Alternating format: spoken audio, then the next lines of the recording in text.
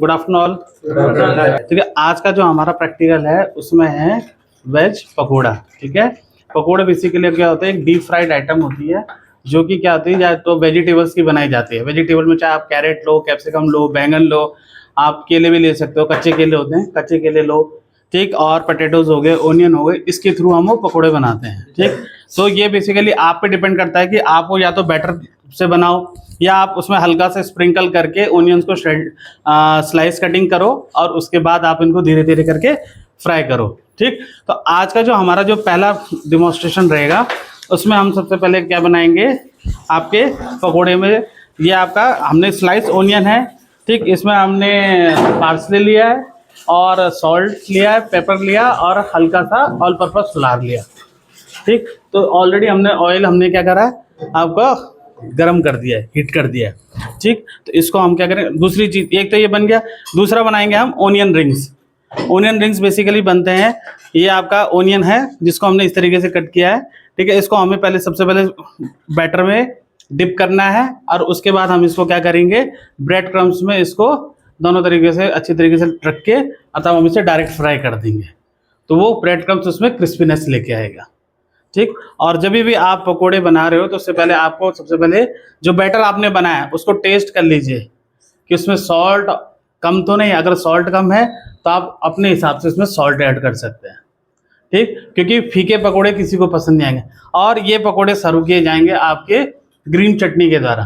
ठीक, ग्रीन चटनी में बेसिकली हमने मिंट लिया है, कोरिएंडर लिया है, जिंजर लिया है, गार्लिक लिया है, ठीक है, सॉल्ट एंड ग्रीन चिलीज लिए। ठीक, और हल्का सा उसमें हमने ये जीरा पाउडर है जिसको हमने रोस्ट करके बनाया है, तो आप जीरा पाउडर भी उसमें ऐड कर सकते हैं। ठीक, तो उसके द्वारा आपकी जो ग्रीन चटनी बनती है, जो इसके साथ अकम्पनमेंट है, ये आपका स्नैक्स है। ठीक है, जो मॉर्निंग आप जो इवनिंग मतलब आपका लंच और डिनर के बीच में जब हम सर्व करते हैं तो स्नैक्स में हम पकौड़ा सर्व करते हैं। ठीक, तो अब हम इसको शुरू करेंगे।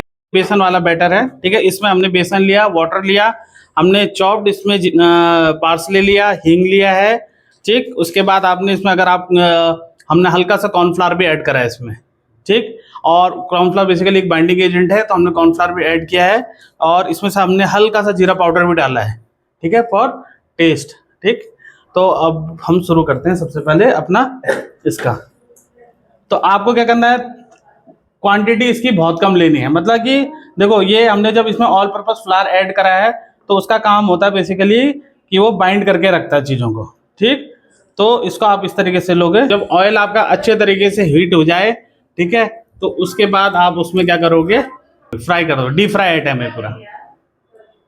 जब भी आप पकोड़े बनाओ तो आपको ये देखना है कि आप जब काम कर रहे हो तो आपके जो तेल है वो आपके मुंह पे ना लगे। मतलब एकदम से आप अगर छट करके आपने छोड़ दिया तो वो क्या होगा बेसिकली कि इसको आराम से छोड़ना है, कुछ नहीं करना, हल्का छोड़ना है और गैस को हल्का सा सिमर कर देना है।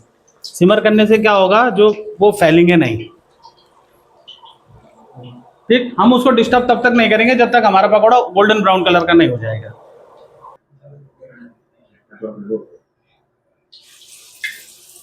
तेल ज्यादा गर्म हो रहा है तो आप इसमें एक और चीज कर सकते हो, ग्रीन लीफ वेजिटेबल है वो ऐड कर दो।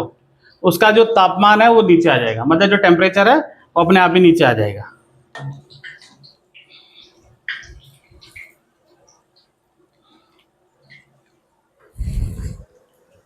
तो वो असली शेफ होता है जिसको फायर पे कंट्रोल करना आना चाहिए, मतलब हीट पे कंट्रोल कैसे करना है वो आना चाहिए। नहीं तो हम तो सारी सब्जी जला देंगे।